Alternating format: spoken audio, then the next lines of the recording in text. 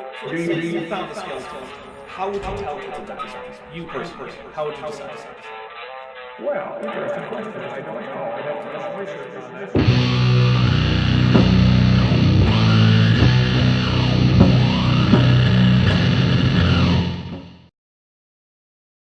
All right, and we are live with Kent with Bent and our surprise guest, Erica. Surprise! I asked Erica, late last night, hey, you want to be on Kent with Bent?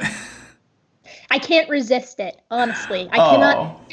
Kent is the siren's call in my life. You just get pulled in. We'll have to get some wax for you so you can stuff it in your ears to survive. That's what I need. Yeah, we'll tie you to one of the sales or something. Oh no, Erica, stop! You can't spend all of your life debunking Kent Hovind. You have to do other things. It's not good for you. It's bad. It is bad. I always have a hangover after these because I'm just no, I can't. I need more alcohol.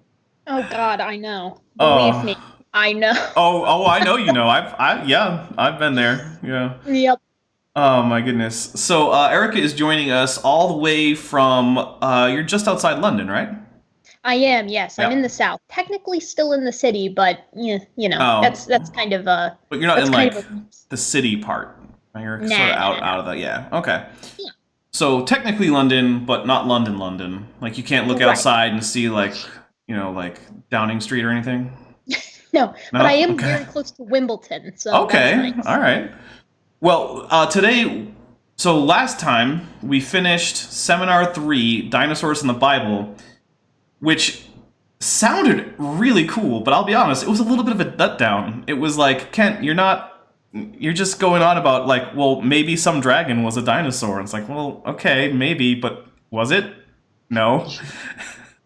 What always gets me about those is that you tend to see creationists say things well, look at this. Every single, culture has a flood myth. And then a lot of them have dragons. So, that seems to line up. That checks out.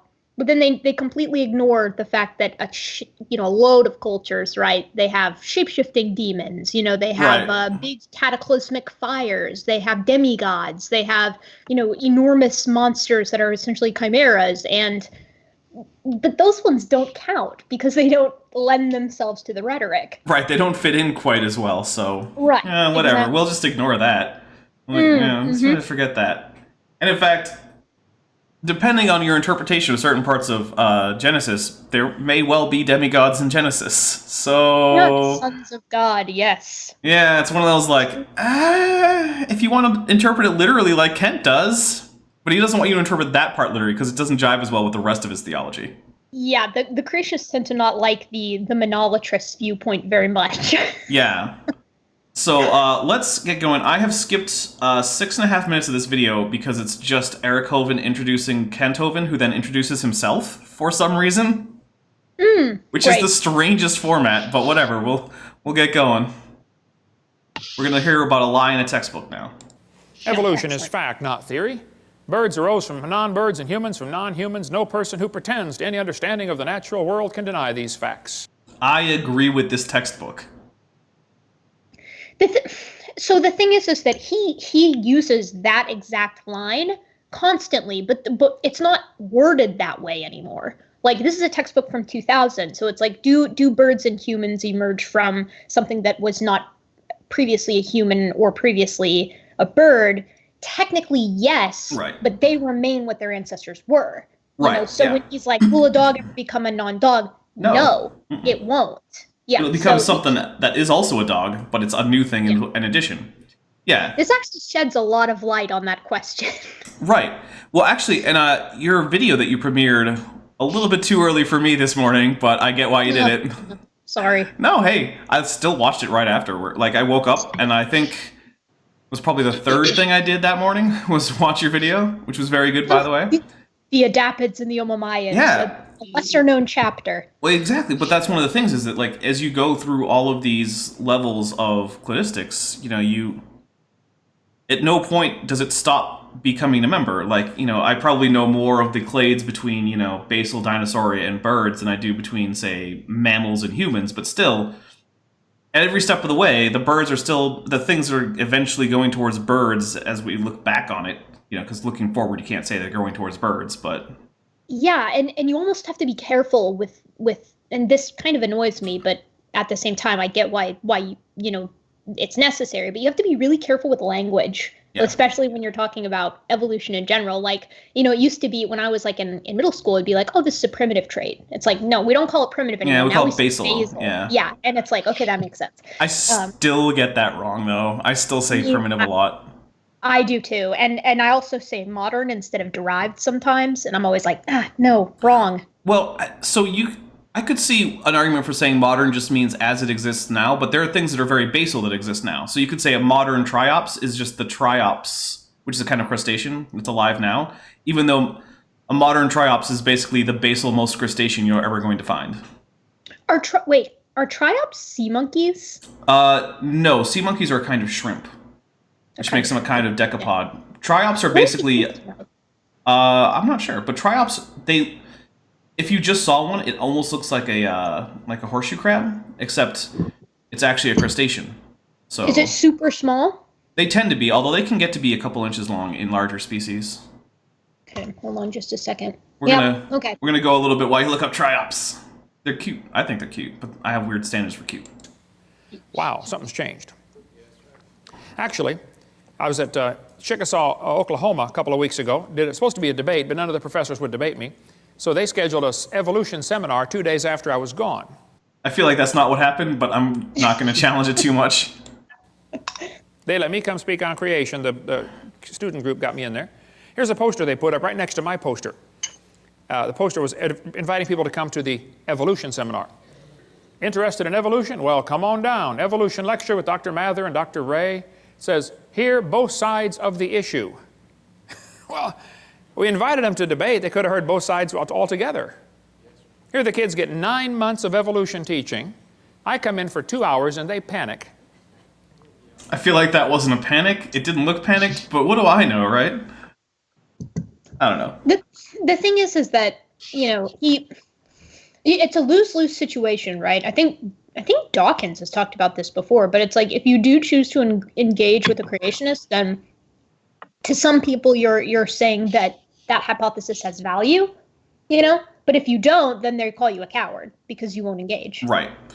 Well, there's something I mentioned in the video that I have premiering on Tuesday. So, if time zones and everything work for you, it's Tuesday. It's going to be 8 p.m. Eastern. It's premiering.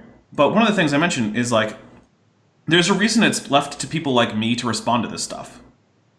Because real scientists are busy doing real science. And I want them to keep doing that. So people like me, who are just well-informed but lay people, I can do this. Because you know what? I'm not going to be the one who describes the brand new theropod from China or something. That's not going to be me, let's be honest. So. I think the thing, too, though, is that, I think about, R.J. Downard, right? Professors who come in and professionals, rather, who come in and essentially add some authority, but it's nice to not have everybody kind of piling on, because then it's like, or what are they hiding? Yeah. I guess. I don't know. There's a healthy medium, I think. You're right. I'm glad not everybody is putting their time and effort into it. Yeah, we need people to actually advance actual science and not just counter nonsense. If every doctor was just out there talking about anti-vax stuff, well, who would be making the new vaccines? Oh, God, can you imagine? Yeah. Exactly. And Bent knows all about that, because, Ben, you're a doctor, right? I am a doctor, except for I'm not a doctor, but neither is Kent, so... I would say you're much more of a doctor than Kent Hovind is. I work in medicine, and Kent is not a doctor, so okay. I guess so. I say that counts. Compared to Kent, it counts. It doesn't count in the real world, but in Kent's fantasy land, it counts. Well, that's a nice mug. That's a nice mug you got mug? there. Yeah, look at that. It's a pretty dapper mug. Yeah. Oh, wow. Look at that. Get yours on Teespring right now. Link in the description. You got a nice t-shirt on, too? Oh, yeah, but this wonderful t-shirt. I also got this t-shirt on Teespring. There you go, the Dapper Dino. Wait a second. That's familiar. Yeah, get yours on Teespring if you ever wanted a fancy Ceratosaurus. And it's buy one, get one for the price of one. Exactly. Buy two, get the second one for normal price. Get them while they last. What a deal. Yes, they're print to order, so get them while they're in stock somehow. Get him before the heat death of the universe. Definitely do that. Hopefully before the heat death of me. Good. And then they got to good say plan. here, both sides. Both sides. You're not going to present both sides. I mean, they You're going to might. present one side, the evolution side, which is what they already got for 9 months. They don't want to hear it. I think they said 20 people turned up, 15 of them are from the Baptist Student Union, just to see what the teachers would say. Okay. They hear both sides. Their own textbook, there in Chickasaw, Oklahoma, has 1/4 of the book, one entire unit devoted only to evolution teaching. Nothing about creation. Evolution's a dying religion surviving only on tax dollars. What is this supposed to represent? Evolution dying. Is it skeleton evolution? Yeah, and it's dying. It doesn't even match the style of the other characters. That's Yeah, because it's dying. That makes me want to. That makes me want to absolutely astrally project out of my own body. That I'm really not a big fan of the style of the two living men. I don't like that at all. I don't like that. So, what this says to me is like, okay, we went on to like Turbo Squid or Sketchfab or whatever the 2000 equivalent is, whatever like quick asset flipping service you have. We got the cheapest bed, the cheapest skeleton, and the cheapest cartoon doctors that we could. We threw them into a scene together without any concern for scale or stylistic consistency. And then we just rendered it in some, like, OpenGL-looking renderer. This looks like it could be a deep fried meme. Like if you put the correct palette over it. Yeah. 100%. This is just terrible. Oh, Yeah, well. I don't like that. No. We're going to stop looking at it. This textbook has over 100 pages where evolution is talked about. There's not one single mention of creation. Wait, Ben sounds almost robotic? Ben, are you a robot? I don't think so. Are you sure? I don't know. Have you checked How your would I know if I were a robot? Have you checked your brain for positrons? Ben, have you checked your brain for positrons? I can't. I think Ben is a robot. I think we I just don't hear broke him. robotic sounds, so I don't know. No. I I'm don't trying know. to listen to the stream. All right. Well, Ben, have you ever intentionally caused harm to a human being or through an action allowed harm to come to a human being? Yeah, of course. Oh, well, then I guess you're not a robot. Problem solved. Thanks, Isaac Asimov. Who hasn't? Robots. Well, yeah, okay. I'm on board. Yeah, I mean, if we're going to test for robots, we might as well do it the Isaac Asimov way. That is a quite informed perspective. Yes. Although I do kind of dislike that he eventually combined all of his sci-fi universes into one, and it happened to be the robot universe, and I was like, I kind of liked Nemesis and the Foundation series not taking place in the same fictional world. But whatever. Sure. Keep those canons separate. Right. But no, he didn't, so alright, fine. So don't tell me they want to hear both sides. They don't, okay? They want to present one view only. It's called indoctrination, not education. Now, this is a chart showing how the atheists feel that the different states are doing with the teaching of evolution. They think you folks in Tennessee are doing a lousy job of teaching. I'm kind of surprised about the Carolinas there. I don't know. I'm not that surprised. No? Have you spent a lot of time in the Carolinas? Because I've only lived in South Carolina for a little bit, and I didn't spend much time out in, like, the actual South Carolina, so I don't know. Yeah, I see. Okay, so I've never lived in the Carolinas, but I used to have a friend who did, and oh wait, hold on, maybe I'm misreading this chart. Okay, so they're saying that The Carolinas they're are good to properly excellent. teaching it. Right. Oh, okay. Right, and Well, they're I in thought it- it was the opposite. I was like, okay, yeah, I 100% believe that the Carolinas are backwoods, but look at Indiana. You go, Indiana. Yeah, good job, Indiana. I don't know what's going on with Wisconsin. Ben, do you have anything to say for yourself? I live in Arizona, so I don't know. Fair enough. All right. Maine is getting busted up there too. Well, I think that's just a general Maine has poor education standards overall. I don't know if it's a specifically evolution thing. Have you ever been to Maine? I've been to Maine once. Have you been to did you go to the coast or did you go to like the real Maine out in the woods? No, the Yeah. coast. So I went out. I went and stayed in my uncle's log cabin out in the woods where he has a salt lick. So instead of going to the grocery store to buy meat, He just every once in a while kills one of the deer that are going to a salt lick. Oh, good. Yeah, that's the real Maine. Yeah, that's nature's grocery Not store. that there's anything wrong with hunting. I'm okay with hunting, especially for food. But this is not exactly the bastion of civilization. Yeah, I think with hunting, so long as you're using what you kill, it's not explicitly for sport. Yeah. Or it's a cull hunt. Oh, I mean, we used to have huge problems with feral hogs down in Arkansas. So. And they're an invasive species, so kill them all. Oh, hugely. Yeah. Hugely invasive, hugely destructive. Oh, yeah. Bad for the ecosystem, bad for everyone's gardens. But good for the dinner table. Yeah, good for, well, it depends. As long as you're not getting one of those big males, they're not. Okay. They're not great. Well, very musky, I've been told. And put enough spices on there. Evolution to You your really kids. have to spice the hell out of it. Go Tennessee. All right. Yeah. Okay. Oh, I love it. They're clapping for being in the red zone. That's great. They think the folks right over here in North Carolina are doing a good job of teaching evolution. Well, North Carolina folks, get on the ball. Turn your state red by the next time they do this survey. Oh, okay? my goodness. Now, is there anybody here that thinks teachers or textbooks should be allowed to use outdated or false information just to get students to believe a theory? I mean, obviously no, but that's not what they're doing, so... Would that be... I mean, the way he's phrasing it is that it's as an intentional lie to get someone to believe something.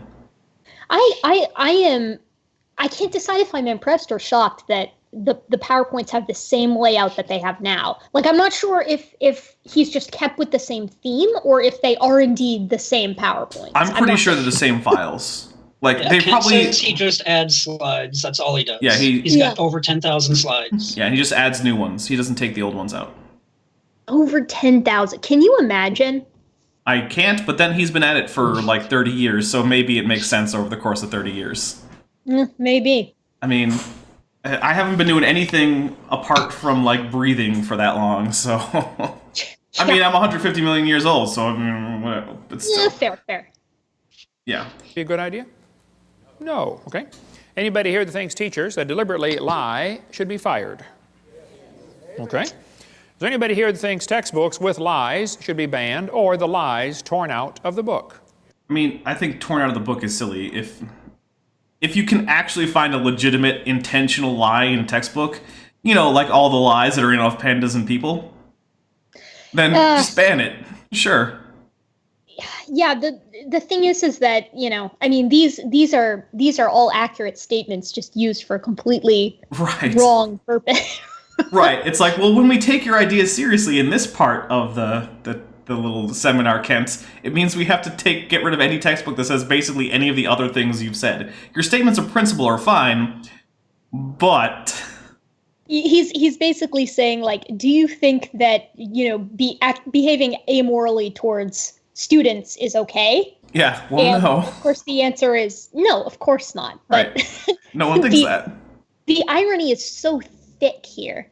I mean, this feels like it could be a bit in a show, right? Like a sitcom or something. I can't believe my eyes, honestly. I'm shocked. It's called projection, and Kent's great at it. He is, actually. He is pretty great at it. Think that'd be He's got a lot of practice. Oh, well, I mean, creationists in general are really good at projection. All right. Well, buckle up. Hang on. Oh, I'm buckled up. Wait, no, I'm not. It's always amazed me how two people can look at the same thing and come to opposite conclusions of what they are looking at. Two people can look at Grand Canyon.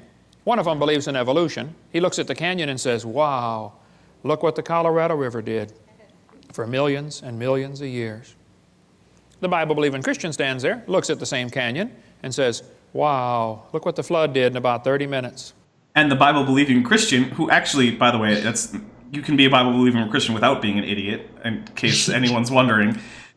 But Kent's version of the Bible-believing Christian apparently just ignores everything about hydrology and erosion, and is just like, you know what? Raging floodwaters can carve a meandering canyon. It's fine. It could be too that since the state is in the red zone, right? This particular Bible believing Christian of their specific interpretation is completely ignorant to the laws of how geologic sorting works and things like this. Yeah. Oh, and for $1.99 US, we have from Vandalia in 1998. But what if a truth is on the other side of the page? Actually, I've wondered about that because it's always like, rip that page out of the textbook. It's like, yeah, but what about the other side? What's on the other side? Like, now the textbook just won't make any sense. Yeah, we don't care about photosynthesis. I know. That could be the very next thing. It's gonna be like, oh, Piltdown Man on this page. The next page is like, all right, so now on to the Krebs cycle, everybody. It's like, no, you only get half of that. One of my favorite Kent memes he just did twice, which is when he's like, wow. Like kind of like the Owen Wilson, wow. Oh, yeah. I love that one. I really do. Yeah, you develop a certain palate for the Kent Hovind videos after you watch them enough times. I know. That's why any drinking game that you could play with the Kent Hovind video is so dangerous. Because or like a bingo board, you can make like a bingo board. Oh, yeah. Well, finish your drink, you get a bingo, die of alcohol poisoning. My favorite drinking game for watching Young Earth Creationism is when they get something right, you take a drink. Because it happens occasionally. Like, they sometimes get things right, and, it's usually fairly well paced out throughout the whole video, but it's so rare that you're not going to die. Yeah, exactly. Yeah, you don't kill yourself on creationist drinking games. Play the safe way. Whenever they say something right, take a drink. Fair enough. Now, how was that canyon formed, huh? Textbook says over millions of years, the Colorado River carved the Grand Canyon from solid rock. Oh, now hold on a second, okay? It's a fact, Grand Canyon exists. I've been there a bunch of times, studied. I taught earth science for 15 years. I love studying Grand Canyon. Paper. Yeah, well, no, this is lines on PowerPoint, Ben. Those are way more authoritative. Sure. And it's got a background. Well, yeah, it's got a nice little chemistry background. And I think on the left that might supposed to be DNA or something. And on the right, could be some organic molecule. I don't know. It looks like. Well, the thing on the right looks more like the lunar landing module. No. There's a flask at the lower right. It's a graduated. Like, it's got little markers for like how much volume there is. No. I see it now. It now. Yeah, I mean, he probably just looked up like generic science background number 432 and stuck it in there. Oh no, looking it up is too difficult. He used PowerPoint's clip art. Oh, that's a good point. There are two interpretations of how it got there. The evolutionists will say it formed slowly with a little bit of water and lots of time, like, billions of years. The creationists will say, no, it formed quickly by lots of water and a little bit of time. And both of those options make predictions that you can then go and test in the canyon. And you know which one actually gets the predictions right? Imagine that. Oh man, I cannot wait for the inevitable Mount St. Helens reference that lasts probably a solid fourth of this video. I mean, I feel like I have watched this video at one point, but I do not remember it well enough to know if that's the case or not. But we'll see how your predictive powers are, although we might not get that far. We'll see. Like a big flood in the days of Noah. And the guys who believe in evolution are always trying to erase the line between their interpretation and try to include it as if it is part of the fact. No, it's just your interpretation, guys, okay?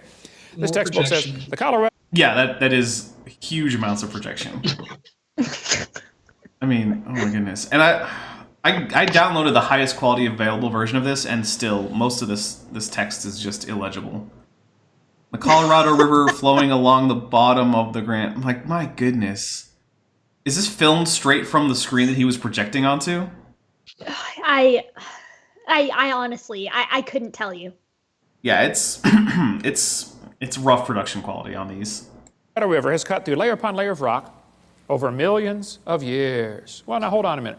This textbook says, the Colorado River cut through 2,000 meters of rock, exposing sediment layers like huge pages in the book of life. Scan the canyon wall from rim to floor and you look back through hundreds of millions of years. I don't think so. Well, do you have reasons for that? Because the thing is that each one of those strata has different depositional environments, many of which are inconsistent with water deposition for those different rocks. And many of the rock depositional environments were things like tranquil, shallow coastal environments, like the Cambrian shales there that couldn't be made by a flood. And like there's... I would love to hear Kent's explanation for evaporites as well, which Oh, yeah. I haven't heard, or the heavy salt deposits. I've never heard a good explanation for either. Or, mind you, the limestone, which no one ever has a good explanation for, because the limestone is the mineral trump card, in my personal opinion. Yeah, it's... in one of my videos, I went through just like a little... I think it was just like... just the Phanerozoic strata of Colorado, and how it goes between land and ocean deposits all the way up through the strata. It's going back and forth.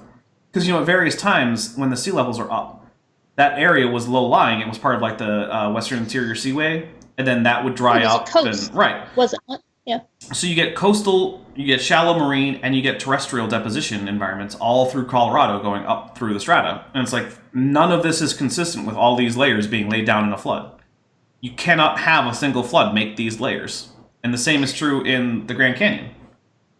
Well, and the thing is that, so typically, now I've had a decent number of conversations with creationists when it comes to the Grand Canyon, right? Because it's like their go-to, at least when it comes to geology.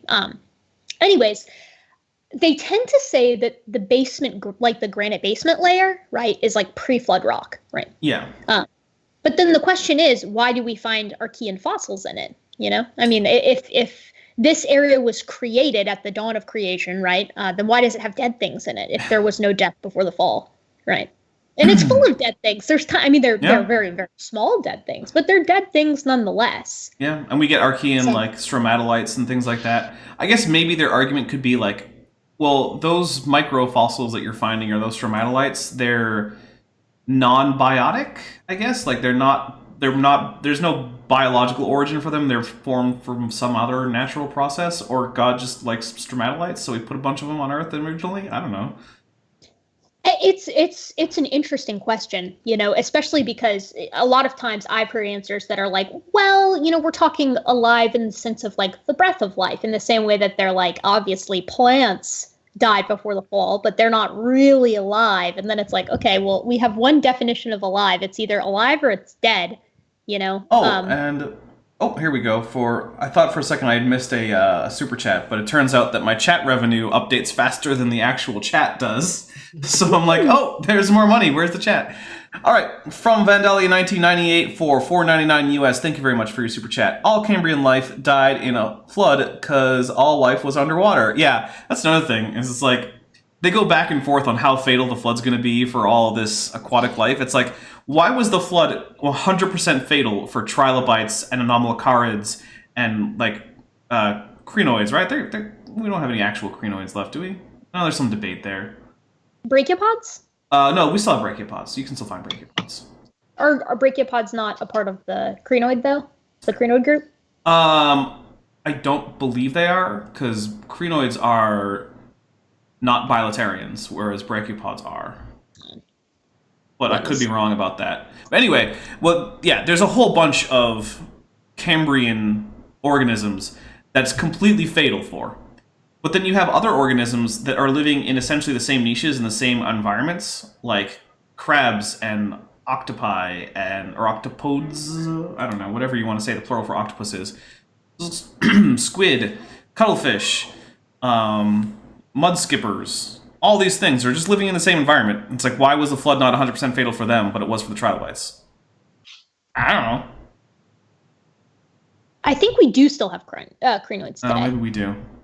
But they're like feather stars, right? Those little guys that are like that? Oh, yeah, feather stars. Okay, yeah. Yeah. Okay. Okay, cool. Look at that. Feather stars are neat. If you don't know what a feather star is, go Google that. Yeah, they're awesome. They're very cool guys. Mm-hmm.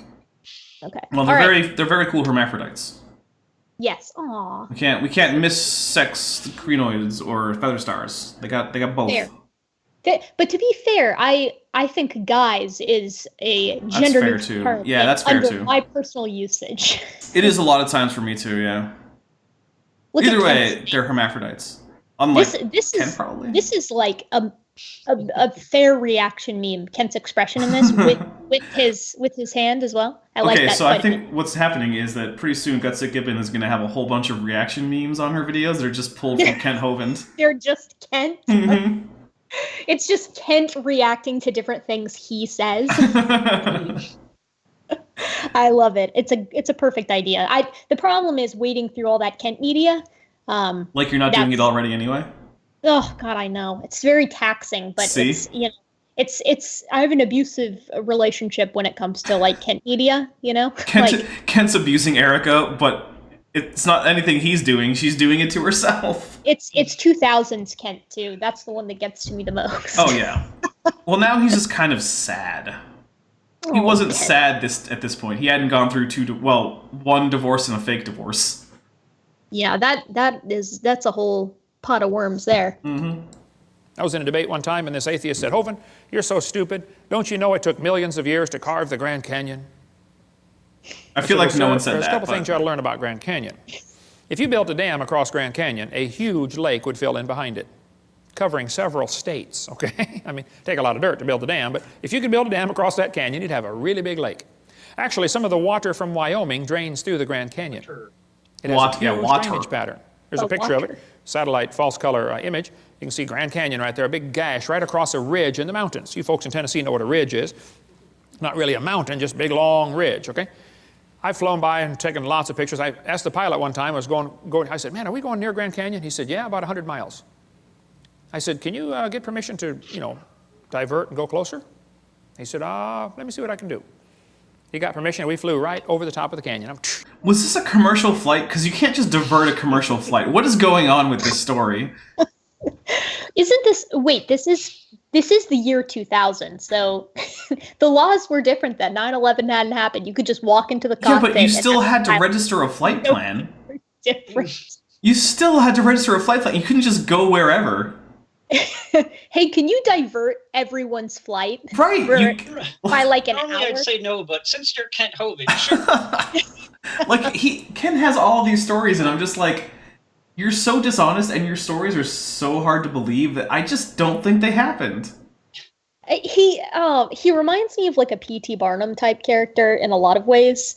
Because the thing is that that a story like this is almost certainly false.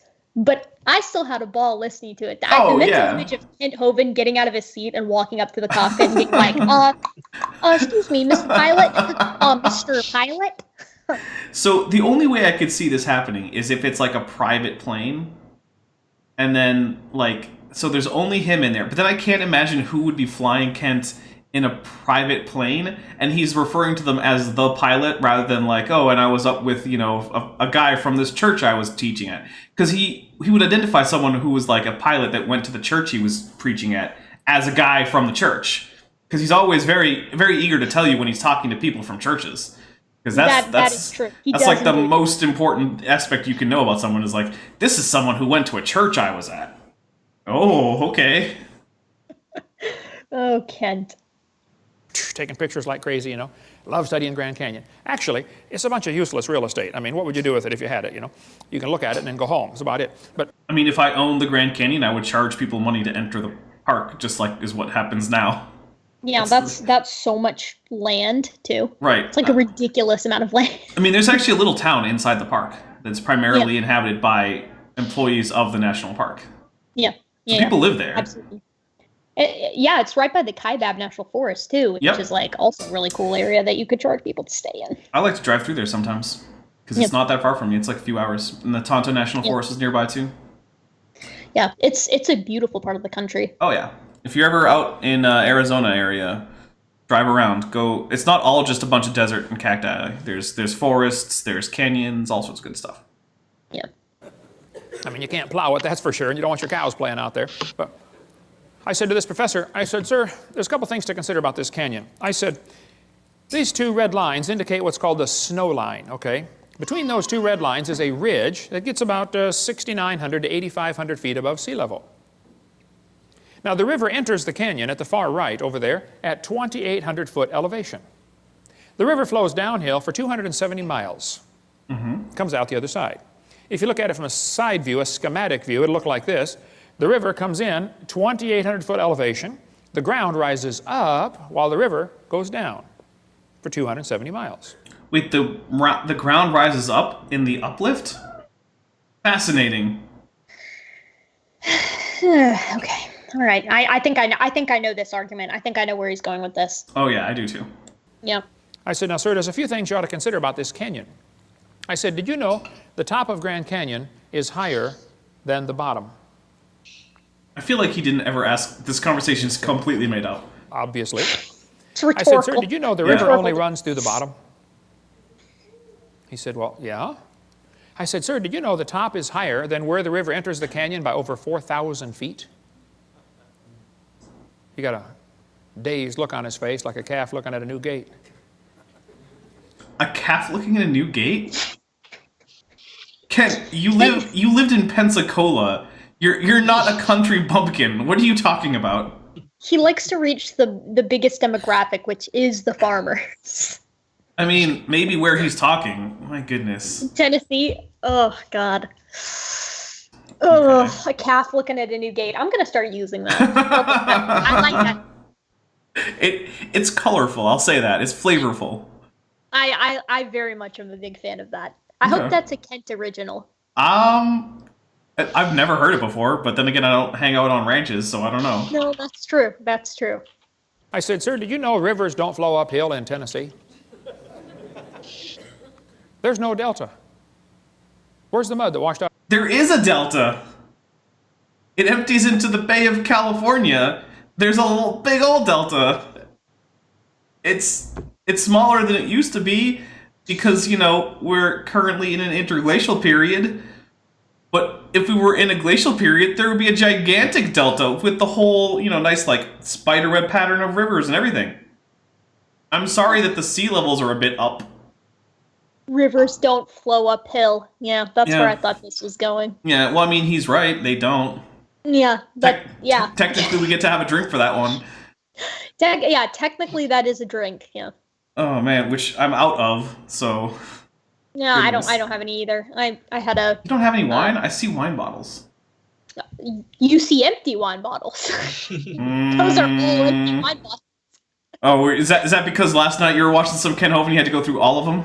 Oh no! Thankfully, I had an evening with alcohol and a bunch of friends that did not involve Kent, which is always a delight. What's that like?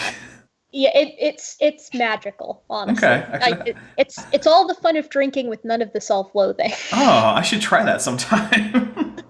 Yeah, I do recommend it. So yeah, that's why I didn't go out and get any wine tonight. I was like, remember I told you that most people in the UK there's alcoholism in the United States, and then that's just like regular civilian living in the UK. Yeah. So it's like I've gotta stay in that bracket. Yeah. Good. So drinking tonight would have been a bad move for me, probably. Fair enough. I mean, it's not even noon, and I'm already into the rum because Kent does that to me. Fair. It is a Saturday though. So is it Saturday or Sunday? It's Sunday. Today's a Sunday though. Today is Super Bowl Sunday, if that's a thing that you care about. Oh wow, no, I knew that was coming up, but yeah, that's today. I haven't kept up with football this year. I'm probably going to be counter-programming on my off-topic channel, so if you want to see counter-programming, stop by Top Hats Off. Top Hats is one word, even though it isn't really, but it is because that's a unique channel name. So there you go. Exactly. It's a single word now. Stop by Top Hats Off. I'm probably going to do some of the nerdiest crap you can imagine, because if you're going to counter-program for the Super Bowl, you might as well make it nerdy as hell. Yeah, sometimes that's the only option. Yeah. Out of Grand Canyon. Nobody has a clue, okay? That river did not make that canyon. Grand Canyon's a washed out spillway. Okay, so even if we ignore the meandering, side-channely nature of the Grand Canyon, right, that makes it completely inconsistent with a washed out spillway. Spillways also don't flow uphill, so you have the same problem. It's not just that. I mean, the thing is that if I remember correctly, Kent is kind of a subscriber to the burst paleo lake, hypothesis, right? And that, I know we've spoken about this previously, Dapper D, but that has happened before in the Washington Scablands. And it's like, we know exactly what it looks like. And it didn't just happen once, it happened multiple times. Right. And we know what it looks like. And what you get is a spread out pattern. You don't get a carving. Exactly. You know, there's no direct carving deep to the bottom where a river just happens to flow through. And the one of the things is that, okay, let's say that you had a burst dam, paleo dam that burst, and okay, now it hits a 4,000-foot ridge. It's not going to carve a channel through the ridge. It might wear the ridge down a little bit, or it will just go to the side, depending on how much kinetic energy it's got. Those are the only options. So and inevitably we get to the part where it's like, oh, you know, Mount St. Helens, and then it's like, oh, you have to go through the whole thing where it's like, all right, there's a difference between solid rock and ash beds. Right. But it's fine. Yeah. It's totally fine. Well, and the other thing is, the canyon at Mount St. Helens isn't a windy, meandering canyon with lots of tributaries. It's still much straighter and with shallower sides and all that, or shallower angles to the sides than Grand Canyon. It's still inconsistent with the Grand Canyon. Yeah, it also, the bottom is like a valley, and then the river kind of runs through the middle. Yeah. That the river that is there, whereas the Grand Canyon, in many places, the edges of the canyon almost meet the river, right, in like a V-shaped pattern. There used to be two big lakes, Grand Lake and Hopi Lake. The lakes are long gone, but the beaches are still there. You can still see the beach line. They got too full and went over the top and washed out that canyon in a hurry. Any farmer that's ever built a dam to hold water for his cows will tell you, once the water goes over the top of the dam, it's all over with. That's why they guard the levee like crazy during flood seasons, don't they? So Kent actually has a video of him breaching a dam on his property, his current property. And I looked at it. It's on his Dr. Dino website or something. And he's like, oh, look how the Grand Canyon formed. And you see a dam breach, and it goes on for like 20 minutes, and it's got like drone footage and all this stuff. And I'm like, okay, it's pretty nice production quality, but nothing that you're showing me is resulting in a Grand Canyon, so what is the point of you showing this? It refutes you. How come Kent doesn't make as many cow references today as he used to? Because there have been 3 cow references in this video so far. I don't know. Just maybe there aren't many cows in prison? Oh. Shots fired. Snap. Yeah, I mean, it's true. That is big time shots fired. Oh, you know. What can I say? There aren't many cows there. Get out there with sandbags. You don't want it to even get started. It's gone in a flash, okay? This river flows down this way. Obviously, it started at the top. Must have been a big lake backed up there, too. Even El Paso, Texas is called. So is every single erosional event involving a river now a burst dam? Every single one? Is that what we're going with? That's actually a great point, because, you know, there are many, many, many rivers that carve through canyons, be they large or small.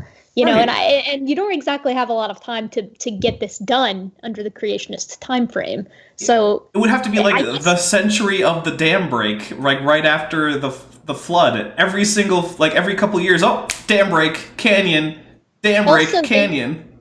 You run into the idea too, where before that, any river that did exist just had to be a river that ran through a shallow, flat plateau. Yeah, and that's so weird. It's so weird. It's just so the thing is, it's like, okay, you don't think about it, it sort of makes sense. I get it, maybe, but then you think about it, and you're like, oh wait, no, everything about this is completely nonsensical. It's like the plot to The Last Jedi. The more you think about it, the less sense it makes. It's odd too, because it's like the things that the bits that are required to make some parts work, they kind of consistently contradict the parts that have to happen to make the other part work, you know? Yeah. So the consistency, you're right, it's out the window. Everything about the whole thing, yeah. All right, we'll do a little bit more, and then I might have to get myself another alcohol, because his whole, apparently every single canyon is caused by a dam burst, makes me need more rum. So we'll go for a little bit. Called El Paso because it's the pass, okay? I bet there used to be a big lake backed up behind El Paso that dried up and left the white sands of New Mexico behind. That's another long, interesting story. But if you look at Grand Canyon, it's pretty obvious it's a washed-out spillway. No, right? It's exactly Almost the opposite. all rivers around the world come together at what's called acute angles, less than 90 degrees. I like this thing here because he's got different drainage basins and whatnot and watersheds. He's missing a big one though. Okay, is that even a true statistic that we've got all of these 90-degree angles? Because I feel like he's listing it says four less than major 90-degree rivers? angles. Or yeah, not less than 90-degree angles. My bad. I don't actually know if that's a true statistic. He doesn't cite a source, so I mean, Yeah, okay, well, he doesn't you know. even bother to try to make it look authentic. Although That's I'm so trying to out of- think of cases where I've seen rivers intersecting each other, and like one is a tributary of the other at greater than 90-degree angles, and that's not coming to mind very often, just from an anecdotal standpoint. Yeah. So Yeah, I haven't seen enough rivers to know yeah, whether or not. I mean, I've seen That's things like legit. diagrams of all the waterways in the Amazon, and they don't tend to have more than that. So I'd go with like, this is reasonable enough that I'm not going to really challenge it. Yeah, the thing is that I'm not really 100% sure why it's relevant. Mostly, I just was interested if like, okay, is that true? Because if so, neat. That's a good fact to know. I think he's going to say that tributaries in the Grand Canyon diverge from this pattern. Okay. Yeah, which is why I'm pulling up a map just in case, so we can take a look, if that's the argument that he makes. Oh, good. I mean, the rivers merge and keep going the same, general direction. If you look at Grand Canyon, the rivers on the lower left are indeed merging at acute angles, less than 90 degrees. Okay. But if you look at the upper right, the rivers are flowing backwards. The part that I can't see? Why would they do that? I can't make that out, really. Can you? No. All right. Well, I'm gonna. This might be pretty good. All right. This looks like a pretty good option here. All right. So we've got the Colorado River going through, and we've got a lot of tiny little tributaries. Okay. Some of which are at 90-degree angles, some of which aren't. But I mean, we got a whole bunch of acute angles all through here. We got acute angles here. Here. Well, no, that's that's an example, I guess, of an obtuse angle there. I'm not actually seeing a strong pattern here. Yeah, the thing is that's such a low quality picture, low resolution picture that he has up. Yeah, if you trust him, why would you ever think that he's saying anything not true? Yeah, I'm struggling to understand what his point is here, though. Are you getting what he's trying to say? Like why this matters? I think what he's saying is, so when we look at rivers that have formed in situ as rivers, they meet this pattern. The Colorado River in the Grand Canyon does not have this pattern, therefore it's not a river that formed in situ as a river. But I don't think he's going to give any explanation as to why a spillway would have this divergent pattern that he's claiming we see in the Grand Canyon. I think he's just going to let it sit, where it's like, it's not expected if, according to me, we had an in situ river, so therefore it can't be one. I honestly think that's his argument. I wonder, too, if he's going to attempt to point to other spillways, right, for kind of his validation. Why would he do that? Good point. That's... What do you think this is, like a published paper where he's going to have to defend a thesis in front of peers? Source citing? Yeah. References to relevant literature? No, this is Kent Hovind we're talking about. God forbid. No, literally. God forbids him from doing that, because otherwise, then he would show how wrong he is, and God would be angry at him. Okay. All right, let's keep going. The rivers run backwards, hit the main channel, turn around, and come back out the other way. That reminds me, by the way, at various times in the history of the Grand Canyon, the Colorado River has flowed backwards. So some of the sediments from the Colorado River are actually in the Pacific Ocean, because at various times, depending on the height of the Rockies and whatnot, because the Rockies didn't always exist, spoiler alert, at various times the canyon has flowed the other way. Sometimes it's gone into the Gulf of California, sometimes it's gone into the Pacific Ocean. So even if we go with these side channels were formed in situ, and normally that results in acute angles, they're acute if the rivers flow in the other way. So I guess problem solved. Okay, all right. It's called a barbed canyon.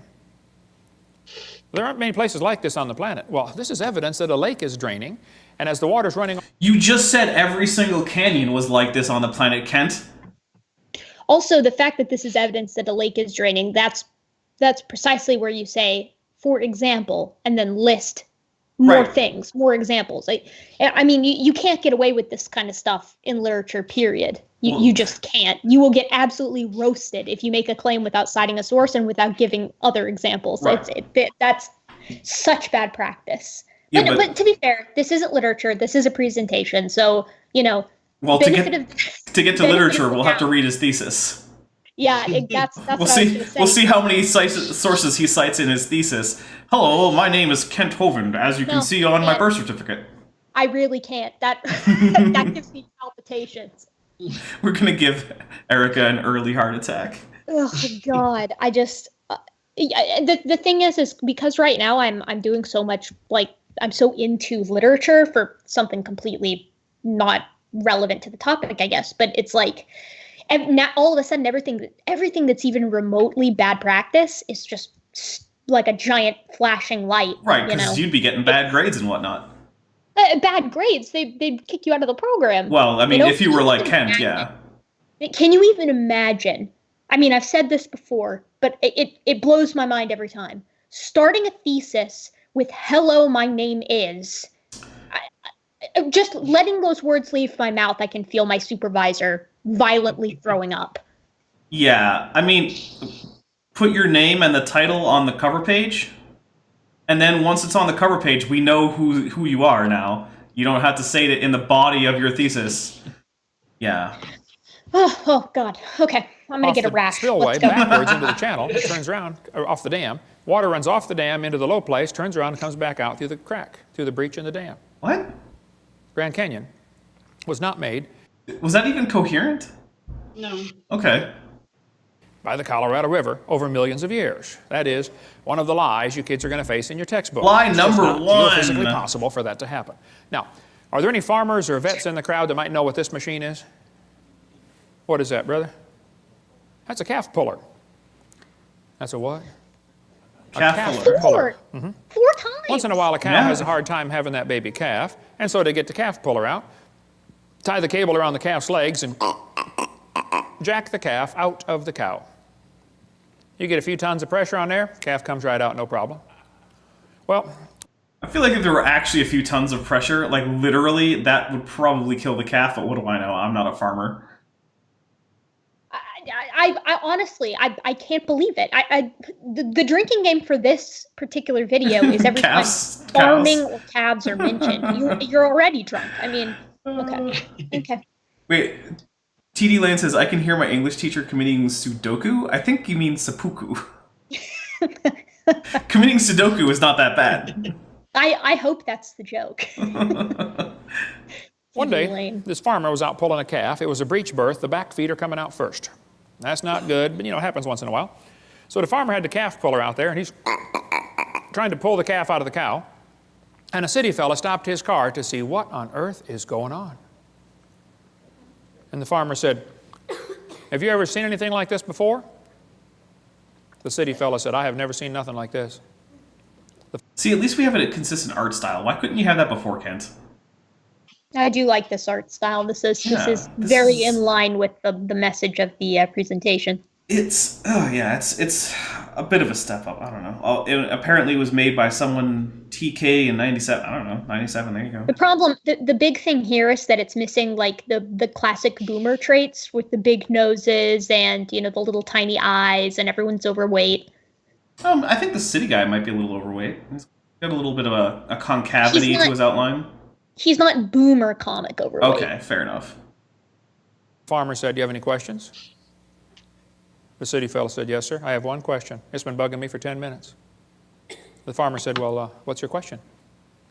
And the city fellow said, how fast do you figure that calf was going when it ran into that cow? No. We're not separating the wreck here, fellas. It's possible for two people to be looking at the same thing, and one of them is getting the wrong idea of what he's looking at. Yeah, like when you look at the Grand Canyon, you say it's a washed out spillway, like that? Yeah, I know, it's possible. The Bible warned us that was going to happen. Knowing this first, there shall come in the last days scoffers. Did you know there are people that scoff at the Bible? I deal with them on a regular basis. I attract them like a lightning rod. They scoff, it says. Oh, $4.99 for Vandali 1998. Who's Vandali 1998? You're being extremely generous today. I really appreciate that. If you want to scan through some of my season 3 of TTWC, and it's escaping me. I know what that stands for, but it's escaping me. Talking time with caffeine. There you go. A few episodes we read Kent's paper.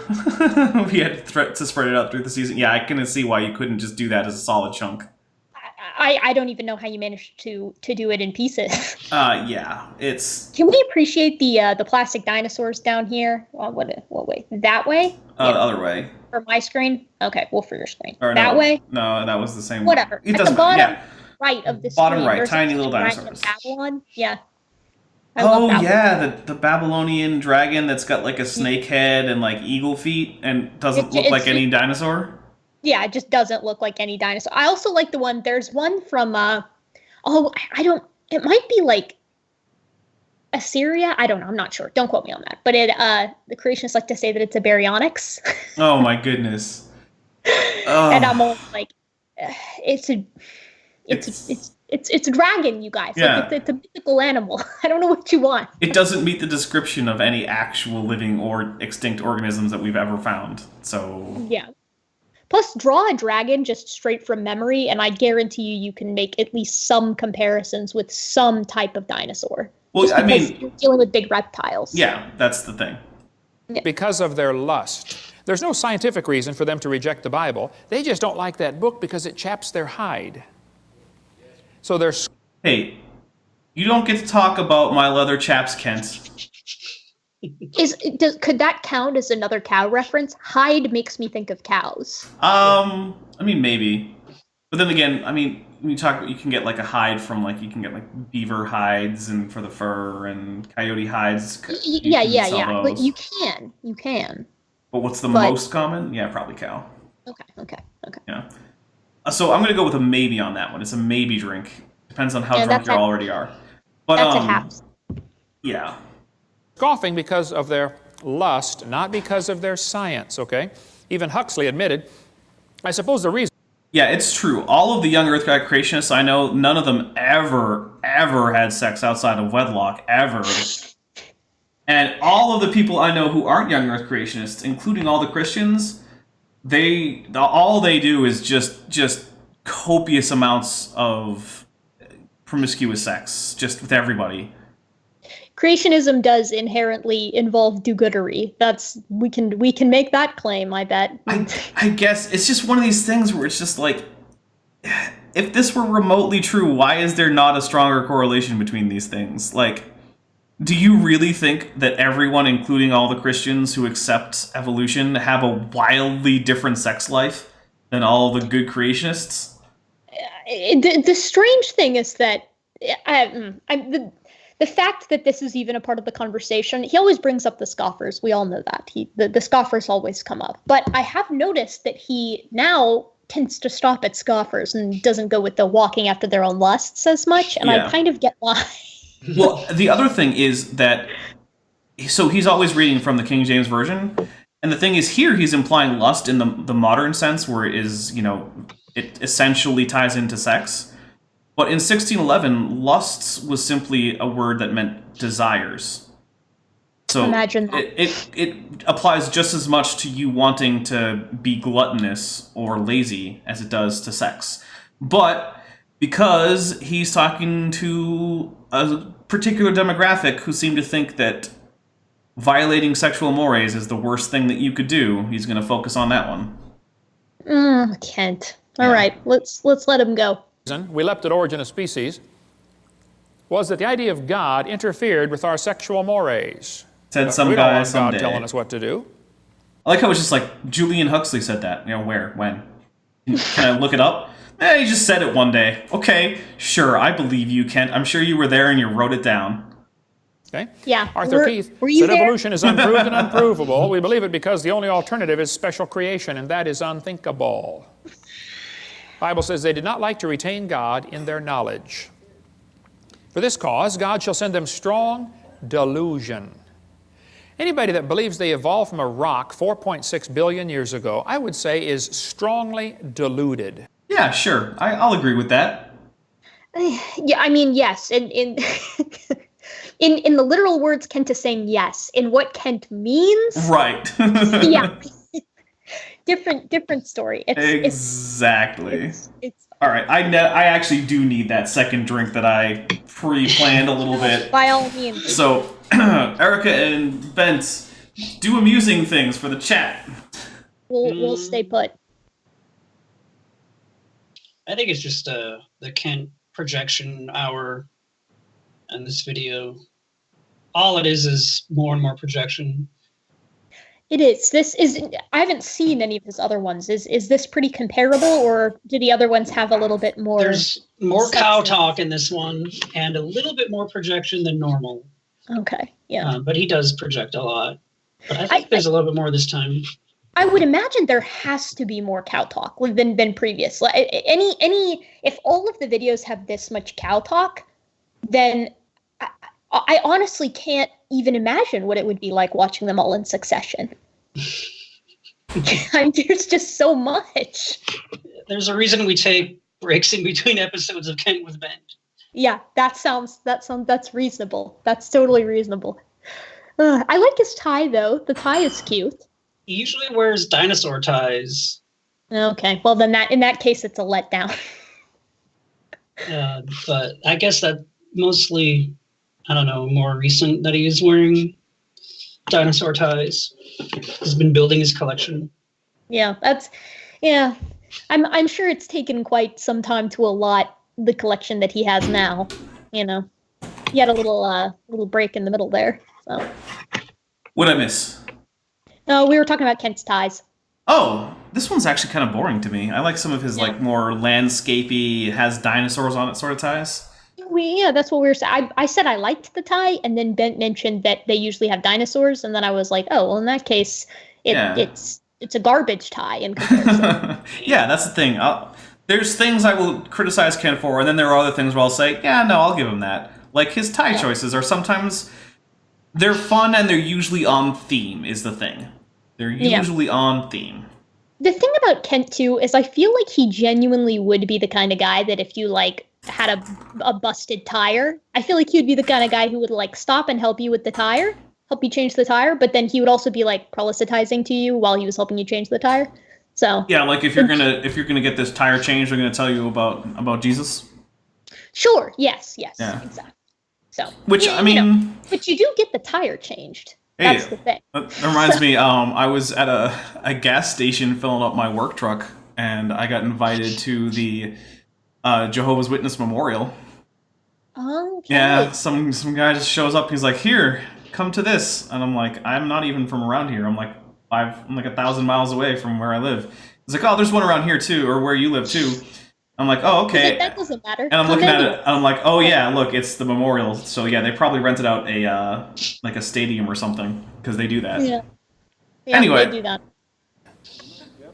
You would have to have help to be that dumb. You could not do it on your own. You'd have to have years of training and conditioning to believe such a silly idea. Projection. More projection. Yep, exactly. Just a whole pile of projection. Hey, is it possible for a person... Lest we even cover the fact that in his worldview, you didn't come from a rock, you came from the dirt. Right, which is just a bunch of rocks. Which is a lot of rocks in many cases. So it's okay to believe it's okay to believe you came from rocks. But if you believe you came from a rock, then nope, that's crazy talk. That's absolute crazy talk. Absurdity. Mm-hmm. Absurdity. Person to go insane? I mean, absolutely loony. It looks just like angry. Oh yeah, it happens, doesn't it? Okay. Is it possible? That looks a lot like a macaque engaging in silent bared teeth submission. Which interesting. Okay. Well, we got the primatology major here, so she can tell us all about that. Oh yes, that matches up. That checks out. Yeah. See, I've got more of the diapsid side covered, and you have more of the primates and maybe other synapsids. I'll talk about the primates all day. Okay. Possible for an entire group of people to go insane? Can you imagine over 900 people drinking poison Kool-Aid and killing themselves? Actually, I can't because a number of those people were forced to at gunpoint because a lot of them refused. So, I mean, there's that. That whole story is incredibly sad, actually. Oh my goodness. It's so upsetting. But I mean, I listened to a podcast about the Jonestown massacre. And it started out with the assassination of a U.S. senator. That's the thing that they don't tell you about. It's like, why did he do this? Oh, because he thought the U.S. was going to come and raid the compound because he had murdered a U.S. senator who was visiting. Yeah, on the way to the plane, I believe. Yeah, he was like, all right, I'm going to go home now. And they're like, let's just kill you instead. Yeah, what the hell? And it's all recorded too. Like I know. that whole messy event is on recording. I could make it like 2 minutes in, and then I was like, this is too much. I mean, I get why he's bringing it up, but it seems kind of in poor taste to do it, I'll be honest. Because everything about that whole situation is just terrible. The thing is, too, is that, it's interesting that he picked Jonestown instead of, like, Heaven's Gate, right? Because a lot of those cults that have mass suicides are kind of like the religious cults, I mean, they're... Well, Jonestown was a Christian organization. Like, Jim Jones was a Christian. But wasn't... I think it morphed into more of like a cult that was based around Jim Jones. Oh yeah, it was a cult of personality, but the thing was the theology that he was teaching was actually pretty boringly normal evangelical Protestant. Like the theology Jim Jones was teaching is not hugely distinguishable from Kent. The only real thing until he led everyone into the promised land that was unusual that he was teaching was basically racial harmony should be a thing. That's how he attracted so many people, because he was like, hey, let's stop being racist, and instead we'll all just kill ourselves, apparently. It's not good when the suicide cult that has an incredibly tragic story makes a better point on race relations than the traditional opinions do. That's not a good sign. I mean, to be fair, there were also a lot of other churches that didn't end in suicide cults that were also getting fed up with the race relations problems. So fair enough. This is just the one we hear the most about. So we'll give a little bit on that. Yeah, a whole group we'll let him insane. have a little point. Yeah. Is it possible for an entire nation to go insane? Like millions and millions of people go just plain we're old going nuts? Godwin's Law. Fun. Oh, it's happened, folks. Hey, is it possible for the entire world to go insane? Well, the Bible says the great dragon was cast out, that old serpent called the devil and Satan, which deceiveth the whole world. I think we're living in a time when just about the whole world has gone nuts. They believe they come from a rock. Some of them come from Iran. 4.6 billion years ago. Snap. How dumb can you get? Puns. That's why everyone's watching. And Peter goes on to say, Low-hanging fruit. I know. Hey, if you're not okay with puns, then what are you doing here? Also, hit like, because I have great puns, so hit like. Fair. The promise of his coming. That's what the scoffers are going to say. For since the fathers fell asleep, all things continue as they were from the beginning of the creation. That's an important phrase. The scoffers are going to say, the way things are happening now is the way they've always been happening. Long, slow, gradual processes. Okay, so I know he's talking about uniformitarianism. And the thing that always bugs me about this is it's like uniformitarianism does not preclude catastrophes, right? Like, no one's looking at the Siberian traps and being like, those probably formed over the course of like 80 million years. It's like, no, we know they formed pretty rapidly and it was a pretty big disaster. Yeah, Colton, in the one that we did previously, the stream we did most recently, they brought up actualism, right? And it's like essentially this idea, right? I think that's what actualism. I'm pretty sure. Whatever. The true nature of geology that all geologists accept is that it tends to be uniformitarianism with intermittent catastrophism, right? Or catastrophism, whatever. Catastrophism. Catastrophe. Yeah, catastrophism. Yeah. Whatever. Local catastrophe. Put the accent on whatever syllable you want. Sure. Yeah, I mean, no one's looking at the Deccan traps and saying, that's something that happened, slow and procedurally, right? And no one's looking at Chicxulub Crater and saying that. There was a slow depression in the middle, and the edges rose up slowly over millions. Like, no one's saying that. The ground just did that.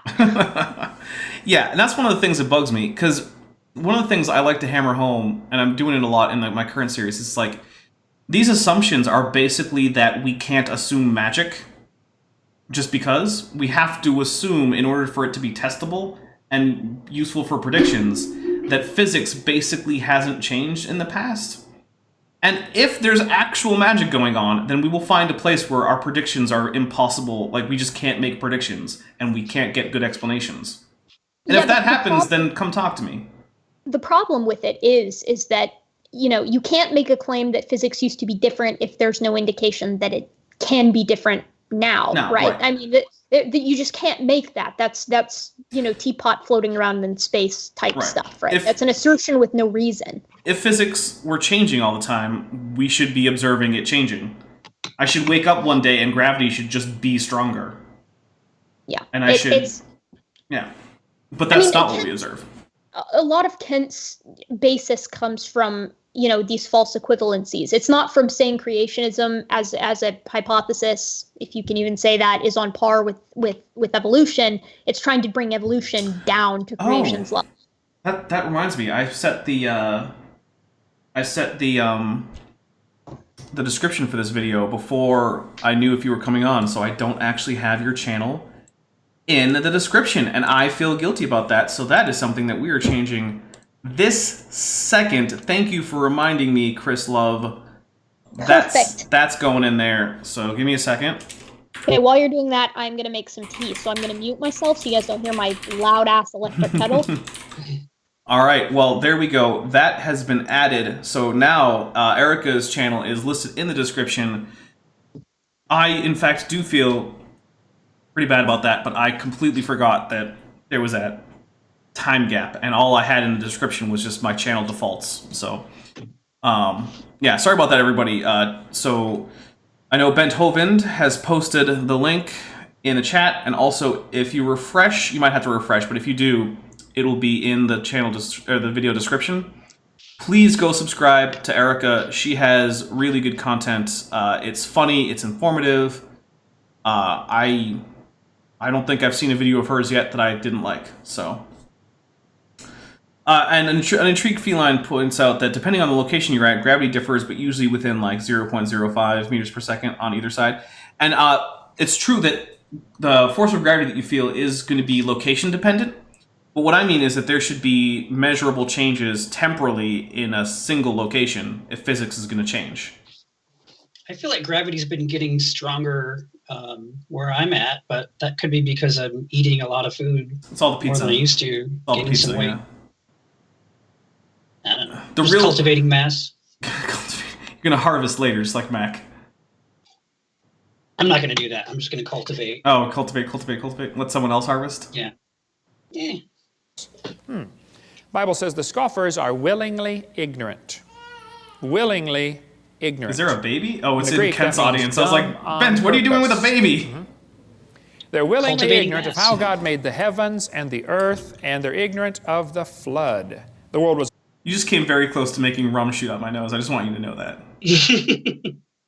overflowed with water and perished. We cover more on that on videotape number 2 of our series. But one of the scoffers in the last days was a guy named James Hutton. Now, James Hutton lived in the late 1700s. James wrote a book and said the earth is millions of years old. You know, you need to understand, in the late 1700s, most people believed the Bible, or at least they were strongly influenced by Christianity, and everybody thought the earth was about 6,000 years old. That was the common teaching of the day. I'm not actually sure it was the common teaching of the day, but I'm not really sure it wasn't either, so. Yeah, there were people before Hutton and Lyle who were kind of starting to hypothesize this idea that the Earth is at least much older than what Bishop Ussher was claiming. Right. Like 6,000 years, yeah. Well, and but I don't... Oh, yeah, sorry. Go ahead. Well, I was going to say, it's important to realize that Bishop Ussher was really one of the first people to put a number on the biblical timeline, like at all, because before him, most people weren't terribly concerned with this idea of like, well, what is the literal timeline that we're talking about here?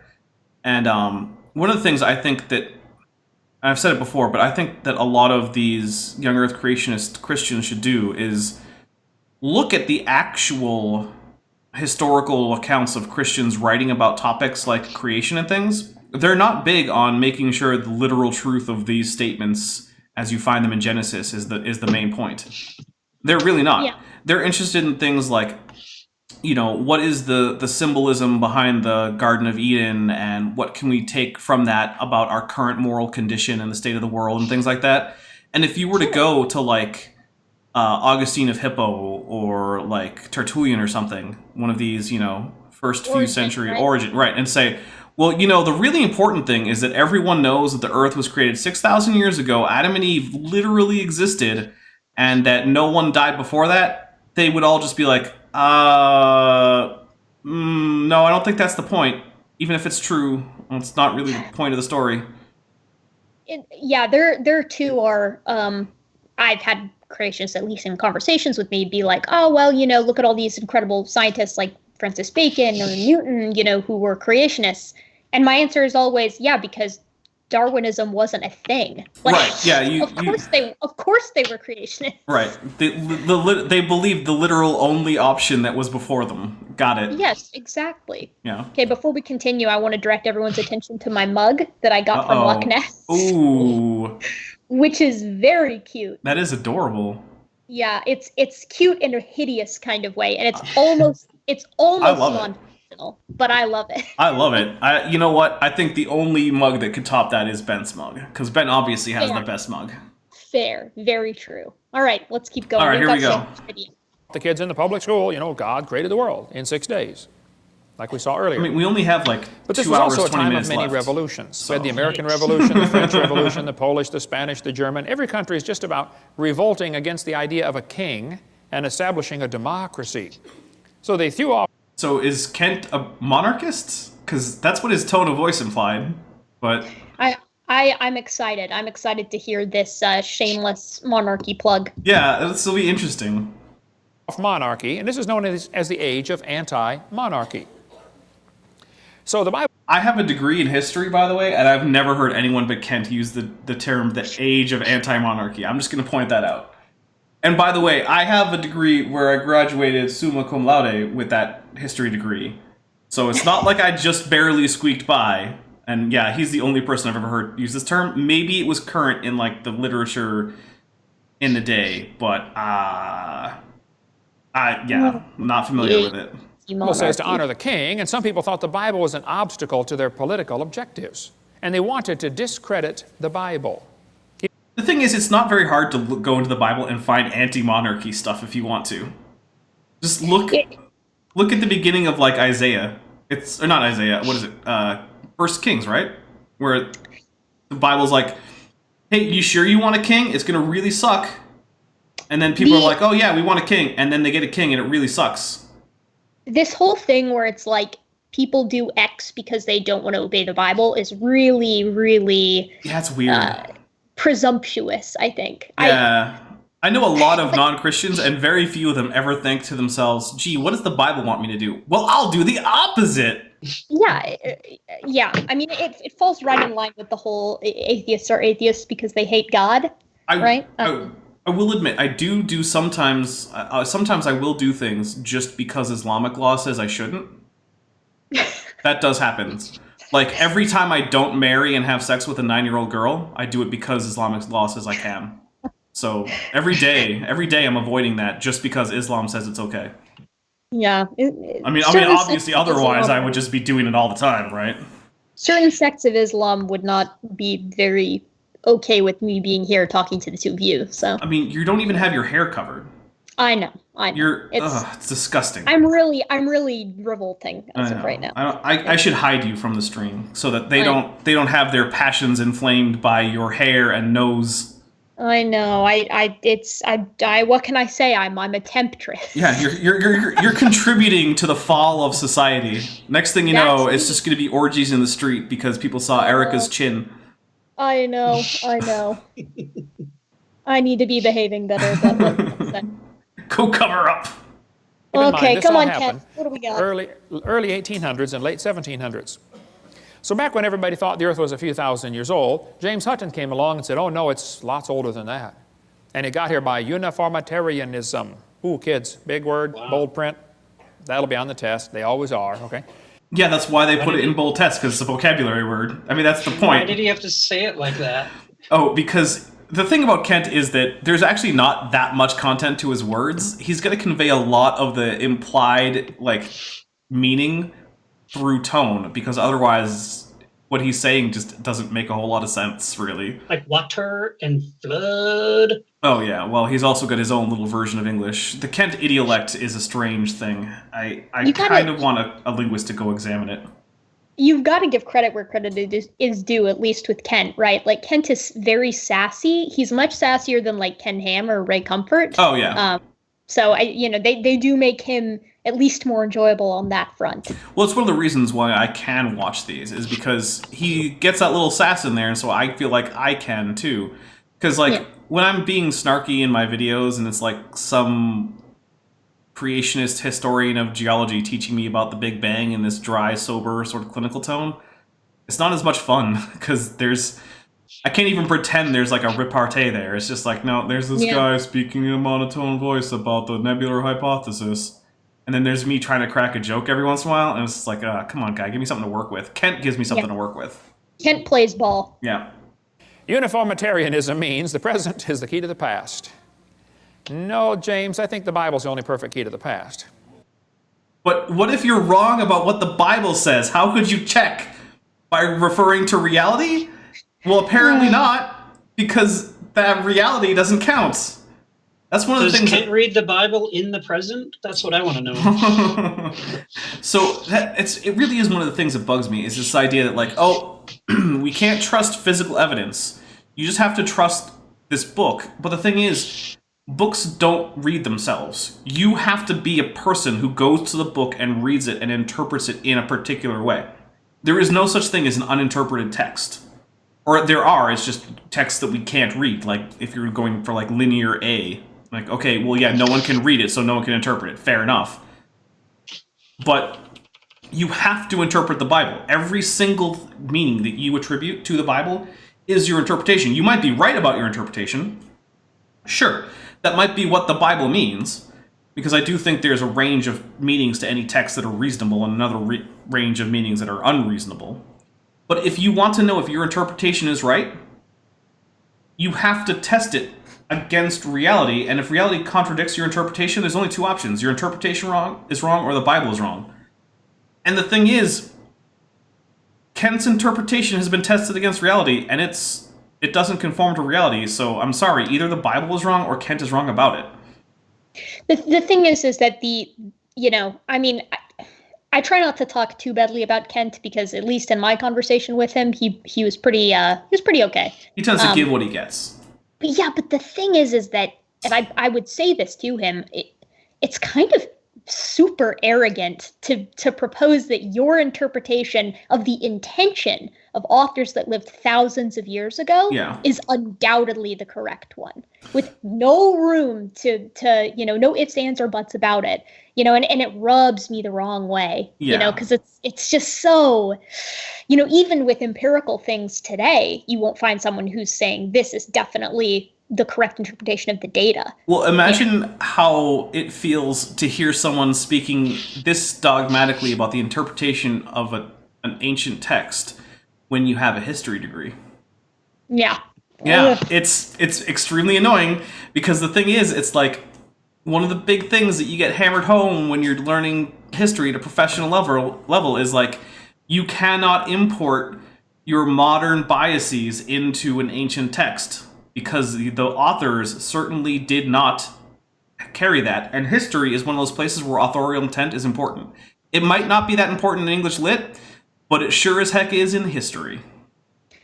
You really ought to consider seeing if you can set up with James a conversation with Kent about whether or not the King James version is the correct sort of version of the text. That would be interesting. Because I would wager no one has discussed that with him one-on-one. One-on-one, I don't know. I know he's been challenged on it and given sort of general things. One of the problems, though, is he just tells people to go contact Gail Ripplinger, who was kind of, because she was sort of the person who kicked off the KJV only thing. I'm not even sure if she's still alive. Okay, well, yeah. What are you supposed to do? Hold on, let's find out. Gail Ripplinger, is she alive? Gail Ripplinger. Let's see here. Well, emotionally subject emoticon. She's still kicking. She's still kicking, huh? What is she, Looks like 80? Yeah. She was born in 47. Oof. I like emotionally sounded emoticon says, or maybe Kent's, I'm wrong about Kent's reality. Checkmate, atheists. Checkmate, atheists. Yeah, well, you can contact her without a Ouija board. Okay, well, that's good, because my tiny little dinosaur arms are bad at using Ouija boards, so... Yeah. You need more than one person, too, and I imagine getting other theropods to kind of put their little claws. I know. Well, maybe I can get the guy who did, like, this contacting spirits on the Non Sequitur show, because he's still talking to Steve, and he might come back, or maybe I can come back and, like, hey, talk to Gail Riplinger, see if she's actually alive. Ouija boards have a strong primate bias, for sure. Yeah, they never contact dead dinosaurs. What the heck, guys? I know. And they always, and they never even contact any of the good primates. Well, that's a subjective thing there, but I'm not going to disagree too strongly. But during this time frame, the Christians, instead of fighting against this new teaching of millions of years, they swallowed it. The Christians accepted the idea of a gap theory or day-age theory or progressive creation. They just accepted millions of years right into the Bible. I feel like progressive creation is just gone. Like, there just aren't any progressive creationists out there anymore. Yeah, I've never met one. Yeah. I've never met someone who's genuinely a progressive creationist and who has said that. It used to be like the default. Like, that used to be the typical thing. Everyone was just a progressive creationist. But, I don't know. When it's obvious to anybody with half a brain and one eye reading the Bible that it does not teach the earth is millions of years old. That's not what it says. So the Christians did not put up an effective defense, an effective resistance to this teaching, and they allowed the church to believe all this. And then when evolution came out, 1859 became popular with Darwin's book, well, the Christians just accepted that too. Boy, what a tragedy.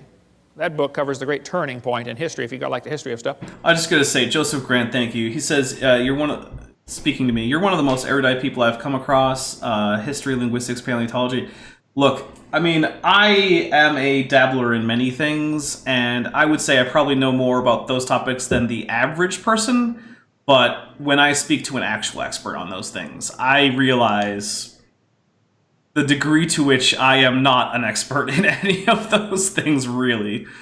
Even a history degree doesn't really make you an expert in history as a whole. It makes you an expert in learning to read historical texts and primary literature about historical texts. It doesn't mean that I know all of the histories. Like that's not even how that works. And it's only an undergraduate degree, so I appreciate it, but really, the actual experts are the people who you should seek out real information from. I'm just sort of a guy who's having fun on the internet and saying obvious things. A dinosaur who's having fun on the internet. You know what? Guy is a species-neutral term. Is it? It is now. I did not know that. Yeah, now you do. Well, I James learned Hutton's something, book not that he from wrote had a Kent. real strong influence on a young lawyer from Scotland named Charles Lyell. Charles Lyell, the lawyer, hated the Bible. I like how he's like, oh, he's a lawyer. Like, okay. Does that make him wrong? What's the point? Anyway. He calculated one time that... I'm pretty sure Lyell, don't quote me on this, I'm fairly certain Lyell didn't hate the Bible and Christianity because I don't think he ever actually accepted the theory of evolution. Lyell didn't hate the Bible and Christianity. Erica, September 2nd, 2020. Got it. You're quoted. No, now I've got to check. I just had my butler write it down, even though the voice of my butler is in chat with us, or not in chat, but on the video with us. So this is for you guys out there. When you look up Charles Lyell on Wikipedia, Lyell, it's a highly Wikipedia. religious man with a strong belief in the special status of human reason, had great difficulty reconciling his beliefs with natural selection. So, okay, yeah, this is the first result on Google. It's fine. It's fine. You know, this was the year 2000. We'll cut him a little bit of slack, but still. And thank you very much. Chrislov sent a $2 US super chat with no message. Chrislov, if there was intended to be a message, please put it in the chat, and I will read that out. And if it was just a generous donation of $2, then thank you very much for that too. So yeah, Charles Lyell, not exactly the Bible-hating heathen that Kent wants to make him out to be, but sure, whatever. Yeah, it's fine. That if all the lawyers in the world were laid end to end around the equator, we would all be better off. Charles Lyell, in 1830, wrote this book right here, Principles of Geology. I've got it here on the table. You can come take a look at it. It's all marked up. In this book, you can see his hatred for the Bible kind of ooze off every page. He kept calling it ancient doctrines. He said, oh, you have a scriptural authority. He was mocking them, okay? He called it a religious prejudice. He said, men of superior talent, he's talking about himself, who thought for themselves and were not blinded by authority, he used every opportunity he could find to mock the Scriptures. And kids, you won't have to go to college very far before you're going to run into a professor that has this mocking attitude toward God's Word. How many of you had one when you went through school? Seems like their whole goal in life is to destroy your faith. Okay. I was in college for a bit. Bent, you've been to college. Yeah. Okay, Erica, you're in college.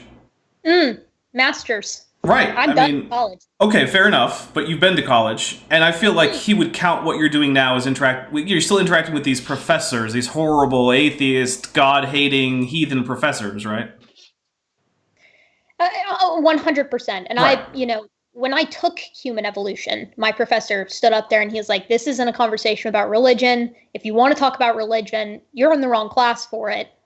This neither confirms nor denies any religion. In particular, what we're looking at is empirical evidence. And if you have any questions, talk to me outside of class. Then we never talked about it again. You're saying that he didn't constantly berate the Bible and tell people how stupid they were for being Christians throughout the whole class? I know it's shocking. Huh. But it is true. I had a very similar experience, too. My professor said, we're going to talk about evolution. We're going to talk about how life has changed over time. We're not going to talk about the origin of the universe. So if you're religious, that's fine. We're really not going to go into that aspect of reality. So it's interesting because not only did I never have any professors tell me how much it wasn't okay to be a Christian, or the reverse, I guess, but even in my Christian history class, which I ended up sort of like half teaching anyway, because I went in knowing probably about as much as the professor. That's a different story. Even in that, there wasn't any push for or against Christianity as a religion. So the whole thing is just this ridiculous straw man that the professors are out there trying to take away your Christian faith. They don't care. They really don't. Even the ones who might care in their private lives, they know that they would be in trouble if they started to make that an issue in the classroom. Because, oh my goodness, is there no quicker way to get in trouble in a university than to actually have a reasonable religious discrimination case brought against you? It's not going to go well. The thing is it all feeds into, and there are plenty of Christians out there who are not like this. I would actually say more often than not, but a lot of the evangelicals, and I would probably lump like your traditional Southern Baptists in there. Yeah. There's this whole concept of it's a victim complex. It's like, oh, there's a war on the most popular religion or religious stance even in the entire country. They're out to get us, even though we're the most numerous. It blows my mind. It's the same thing with the war on Christmas every year. I've never been told by someone not to say Merry Christmas over Happy Holidays, right? No one actually cares. Oh no! One time, I was at Starbucks and I said Merry Christmas, and the barista leapt over the counter and mercilessly beat me with a cappuccino machine. It was terrible. Right. Of course. It was a nightmare. Every once in a while. Yeah. Actually, I don't really go to Starbucks. I find it's overpriced, but whatever. Their coffee's a little burned tasting sometimes. Yeah, there's that. So normally I'm sort of a dark roast kind of guy, but I usually get the medium if I'm at Starbucks, because the medium at Starbucks feels like a dark from most other places. Mm-hmm. Had a bunch of them when I went to school. They just wanted to destroy your confidence. Well, Charles said his goal was to free the science from Moses. What do you suppose he meant by that? Well, before Charles Lyell wrote his book, everybody looked at the geology, looked at Grand Canyon and said, wow, look what the flood did. He didn't like people interpreting Earth's history in light of the Bible, He wanted them to interpret Earth's history in terms of millions of years. No, he liked people interpreting things in terms of the Bible because he wanted to. But he liked even better people interpreting reality in terms of reality. And it turns out there was a conflict, which he wasn't happy about, but he was intellectually honest enough to say, well, I guess a literal reading of these scriptures is not appropriate for actually determining the real history of the Earth. That's what really happened. He was a geologist who followed the evidence where it led. Yeah. Imagine that. I know, despite his bias, not because of it. Yeah. And he kept his faith through it anyways, so it's yeah, that's the other thing. I don't know why this is so personal for Kent. Like, I don't know why his whole battle with evolutionary theory and the age of the Earth it feels very personal. I think at some point it comes down to he makes money off of this. The whole thing is an enigma, honestly. To me, anyways. I wish I knew more. But it is very hard to put myself in like the brain of Ken Hovind. Like, what does he actually think? And I have no idea. It's really hard to do because he seems like he could. I do think he's a con man to some extent, but like, what does he actually believe? How much of this does he buy into? And I really don't know. It's a puzzle. I couldn't tell you, and I've gone back and forth. You know, I generally try to give people the benefit of the doubt. But there have been some times with Kent. Mostly, it stems from the fact that he doesn't change his script. Oh yeah. You know, and that's the thing that makes me kind of go, you know. But you never know. Maybe he just really, really is convinced at what he's saying. Far be it from me to impose my thoughts, I guess. I almost missed this, but we have a message here from Chris Love. It's my birthday. Want to know if Gutsa Gibbon has a Patreon? A dinosaur, a gibbon, and a groundhog walk into a bar. Shots on me. Happy birthday, Chris Love. I actually don't know. Do you have a Patreon? I don't yet, but as soon as I'm monetized, I'm making one. I'm trying to get to the point where I've got kind of a little bit of revenue coming in, just because a lot of my videos take quite a bit of time, and it would be lovely to get a little pocket change out of that, particularly because I'm trying to fund my trip to Malaysia in a month, and I need that sweet money. And mainly, first and foremost, I need better recording equipment. My microphone is garbage. My camera's garbage. So. I mean, I still think you do a good job with what you've got, so. Well, thank you. I've gotten some very sweet comments that are like, love the content, you need a better mic. And I'm like, girl, I know. I wish I had one. I know. You know what? Get an Amazon wish list that's in the name, like the channel name, and do that too, because I've had some of the things that I put on my Amazon wish list purchased by viewers, so. That's a good idea. Yeah, I actually got a mic upgrade from a viewer who sent me a $150 mic. Oh my god. Yeah, it was amazing. Very generous. Yeah, I have some. Okay, look, it always sounds fake and lame when people say this, but I really do love my audience because they're generous, they're smart, they ask great questions, they're a lot of fun. I don't know what I would do without you guys, because you guys got great participation too. I do. I know. Your audience is very participatory, which is very key. I love my audience, and like I said, I know it always sounds fake, but trust me, it's really not. You guys are great. You guys are great. Okay, we'll do a little bit more Kent, because now I feel like I'm getting all sappy and I need to get angry again. Come on. Yeah. What do you got, Kent? Lyell is the primary guy responsible for inventing what today is known as the geologic column. How many have ever heard of the geologic column before? I've heard of it. They divided the Earth up into layers and gave them names, you know. Cenozoic, Mesozoic, Paleozoic, Archaeozoic, all that kind of stuff. Maybe you saw the movie Jurassic Park, named after the Jurassic layer, okay? Each layer of rock... Yeah, even though nearly all the dinosaurs were Cretaceous, I hate that. Yeah.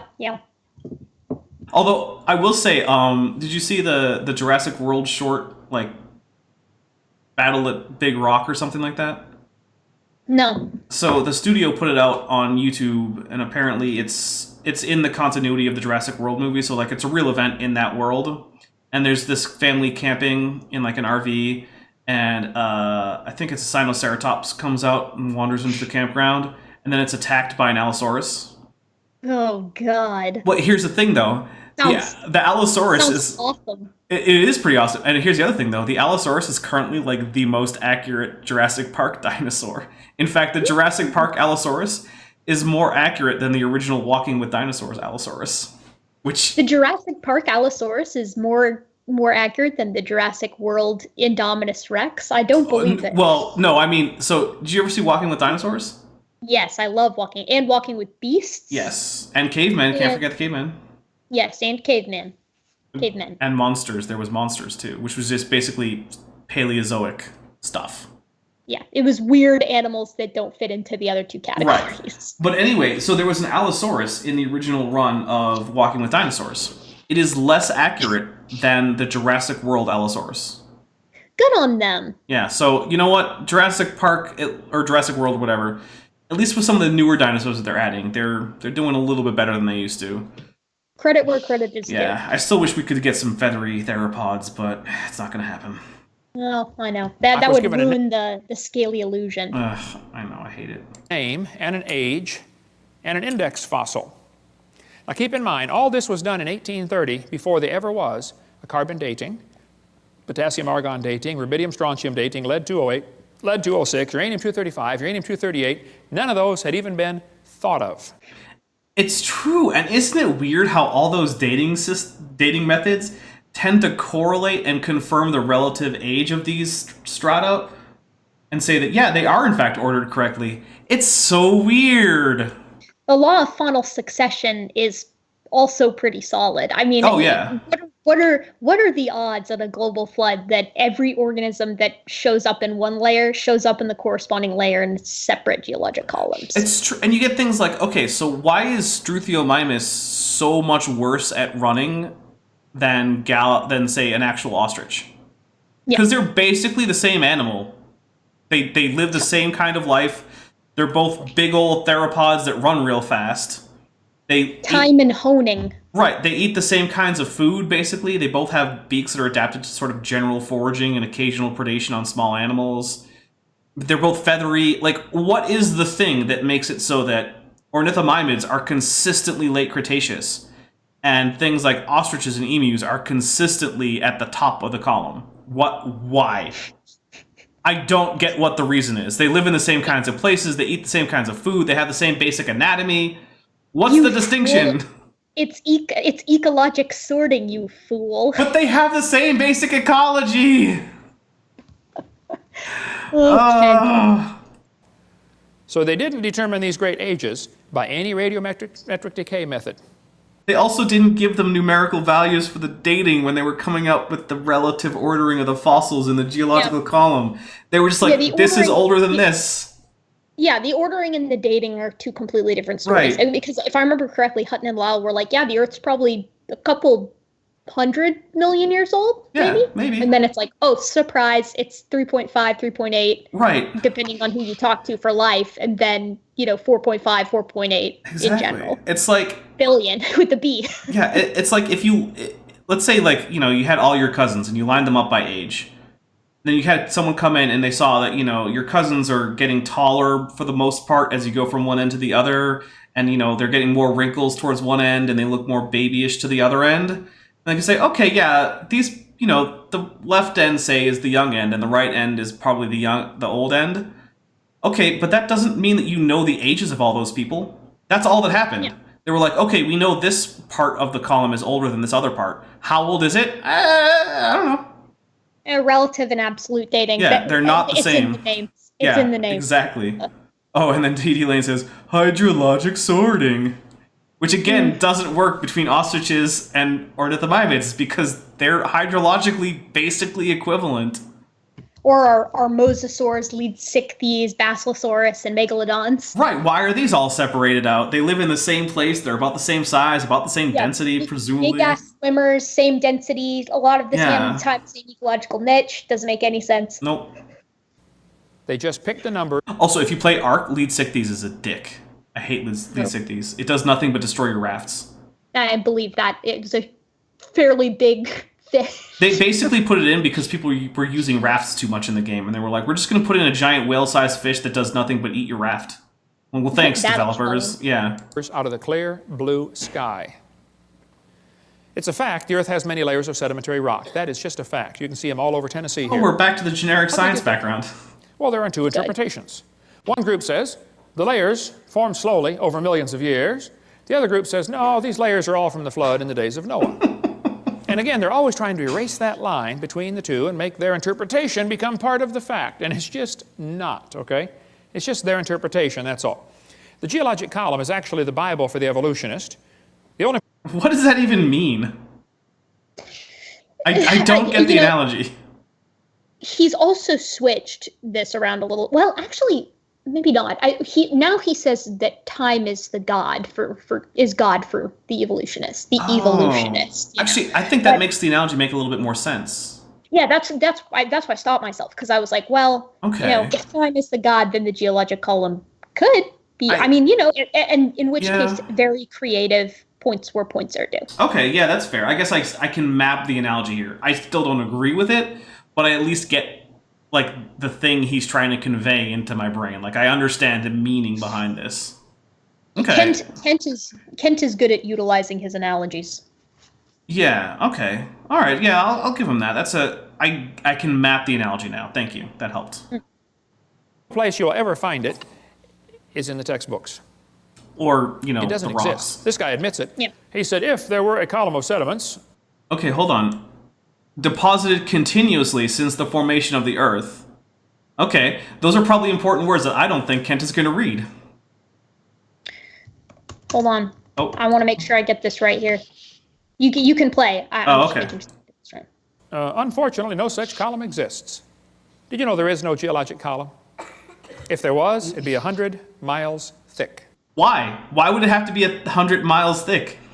Because Kent doesn't believe in erosion except when it's the Grand Canyon. Also, he has backtracked this. This is one of those very few points that he no longer makes quite as well, because he'll make it, but then he'll correct himself. He'll say the geologic column doesn't exist, and then he'll go, I know some people say it exists in North Dakota because it does exist there. You can track from like Precambrian upwards, right? Yeah. And find a representative of every layer. But he goes, that doesn't count. Why is that the only place you can find it? So it's like, if you found 10 places, he'd go, why can you only find it in 10 places? If you found 20 places, he'd say, why can you only find it in 20 places? Well, and the thing is, if we go back to like the analogy where it's like, okay, you're going to like line up all your cousins from youngest to oldest, right? And people could tell how, like, who's younger or older, and there might be a little confusion here or there. But okay, let's say you're going to do it at multiple family gatherings, none of which have all of your cousins. And someone's going to try and look at all these people, right? They're going to notice that they're always in a certain order, even though some of them are sometimes missing. But when the missing parts are there in other times and places, they're always in the consistent order. So even if we get to a place where, like, we get, like, a Cambrian layer, and then, you know what, like, the next thing up is just Jurassic. It's never going to go Jurassic, then Cambrian going from bottom to top. Because you can have missing layers, but the point is that when you add it all together, there's a consistent ordering, where when all of these layers are found, they're found in this order. And sure, sometimes in most places, certain layers are not going to be there, but the order is never going to be reversed. Right. Man, we are never going to get through this whole video. Oh, I wasn't even planning on it. Okay, good. I was like, we've got so much. No, this is a 2.5 hour video. Even if we just played it straight, we still wouldn't get through it. Yeah, fair. It doesn't exist. It's one of the lies in the textbooks. Wait, are we only now on lie 2? Yeah, that's lie 2. This lie My goodness. right here. This is one of the most serious ones, in my opinion. It's true the Earth has layers. That's not the question. Okay? How did they get there, though? I mean, if that layer sat there for 10 The Earth is like an onion. It's got layers, just like an ogre. million years waiting for the next one. Why don't you use a parfait? Everybody loves parfaits. Yeah, but the Earth is a sphere, flat earthers, so it's more like an onion. Besides, I like onions too. Fair. Once in a while, in 10 million years. Why are there no erosion marks between the layers? There are! That's the thing. Ever heard of a discontinuity or a disconformity? Those are erosion marks. I will represent Colton on this one. Our friend Colton, the geologist. Surprise Canyon. Right there. Grand Canyon. Huge erosional structure, right? Where it's like a layer that's filled in with completely different sediment because it was eroded away, and then deposition occurred. So Right. it's, it's fine. It's fine. It's actually, I moderated a debate a while back between Eric Viertaler and a guy named Cody. I want to say Swinson. I always forget his last name. So something with an S, like Swanson or something. Doesn't matter. Doesn't matter. But in the after show, he came in and I was there. And of course, at this point, I'm not the moderator anymore. So when he says stupid crap, I'm just gonna go fix it. And so he's going on about all this geology stuff, and every single point he comes up with, I'm like, here's an example of the exact thing you said doesn't exist. He's like, oh, there are no wind-borne sediments in the Grand Canyon. I'm like, here they are. Wind-borne sandstone with the characteristic dune angles for Aeolian sandstone. He's like, what about there's no erosional features? I'm like, here's a list of erosional features. And apparently, he's now an old Earth creationist. So I'm not claiming that was me entirely, but I think I helped. Progress. Yeah. That's a big deal. Yeah. Why are they stacked on top of each other just like a stack of pancakes? Do you expect big air gaps? I think he's expecting that there just be a big old air gap between the layers. Like, I honestly think that that's what he would expect, but I don't see how that could possibly happen. Now, Dapper D, I know you think you're the expert on this, but you have to remember that Ken taught high school science and math for 15 years. That's true, he did. did. I think you're a little out of your depth here. All right, no. And I don't think I'm the expert, but obviously Kent has a better education on this. Well, he's a doctor and you aren't, so... That's true. Rocks can float. Actually, I was thinking about like just getting an image editor open and making a fancy little diploma and just putting on it that I'm now a doctor and printing it. I'll write you a diploma. All right, yeah. Perfect. Because then you have exactly as much authority to issue doctorate degrees as Patriot University does. Yeah. Oh God. All right. God. So the Super Bowl is coming up, and I know that at least one of our panel members has intentions of watching the Super Bowl for some reson. No, and I kid. I mean, I get it. I get why people watch the Super Bowl. So I think we're probably going to call it here. I am going to give a few plugs, and then we can let other people do some plugs, and then we will get out of here. Let's see. Tuesday, there's going to be another episode of Creationism and the Big Bang. So that's going to premiere at 8 p.m. Eastern, 5 p.m. Pacific, and I don't know, middle of the night or something, London time. Sorry, Erica. Yeah, it always is. It's okay. I don't think. Vandeli1998 asks if the after show was on his channel, and I believe it was, actually. If I remember correctly, that was on your channel. So, what else do I got? So Thursday, probably at noon Pacific, 1 Eastern, which is what, 10 a.m. Pacific? So actually at a pretty good time for my European and UK followers, because UK isn't part of Europe anymore, apparently. Geography changed the other night. Don't remind us. Yeah, so it should be a good time for that, but I'm going to be having my brother on for a Leaving Young Earth Creationism episode, which is sort of news to me as well as to everyone else, so that's cool. €5 from Jens van Broekhoven. Thanks all. Gravity is feeling super strong today and pointing towards my bed. All right, have a good night, man. Let's see. There is another episode of Beyond that, of Creationism and the Big Bang that is already in the can. It's uploaded. I'm just waiting to schedule it as a premiere. Currently, my patrons can watch it, because once I schedule it as a premiere, then basically no one can watch it until the premiere. So I leave it up unlisted with a link on my Patreon and my patron-only Discord server. So my patrons can see it. So if you want to see that video right now, go pledge on Patreon. Or just wait. I mean, either way works for me. Let's see. I am currently in talks with someone else to do another episode of Leaving Young Earth Creationism. I'm hoping the Thursday after next. And that's basically it for Dapper Dino channel news. Erica, what is up with you? Next video that's planned is either going to be on the Devonian mass extinction or the Laetoli footprints, both of which I'm very excited for because I know that there frequently are misunderstandings with the Laetoli prints, and I love talking about them. The primate foot morphology is just one of my things. Yeah, but they're just completely identical to modern human feet, Yeah, right? they're anatomically modern. Mary Leakey said they looked similar, so that means that they're modern. Yeah, similar and identical are the same word. Exactly. I don't know if you knew. Yeah, I know. Oh, okay. And then I'm sort of creating a backlog because I leave in March to go to Malaysia for 3 months, and so I want to have some continuous videos coming out. And probably around the beginning of March, I'm starting a new series that's rather short, or the videos are rather short, called Monkey Mondays. So where we'll cover one primate per week on a Monday, which is going to be great. I like it. So other than that, yeah, Devonian, Laetoli. I've got hopefully a Lake Monsters video in the works, but that rascal Benji Thomas beat me to cheat. So. All right, fair enough. And Bent, what do you got? Oh, all I have to plug is the band Copper Magma. CopperMagma.com. Go to coppermagma.com. Free music. And download the music for free. Yeah. And enjoy it. And if you don't even want to download it, you can play it in browser for free too. Just play it in browser? Yeah. I played it on our last stream, didn't I, Ben? Yeah, the intro song is that on this channel is a song that I've written that hasn't been recorded yet. Excellent.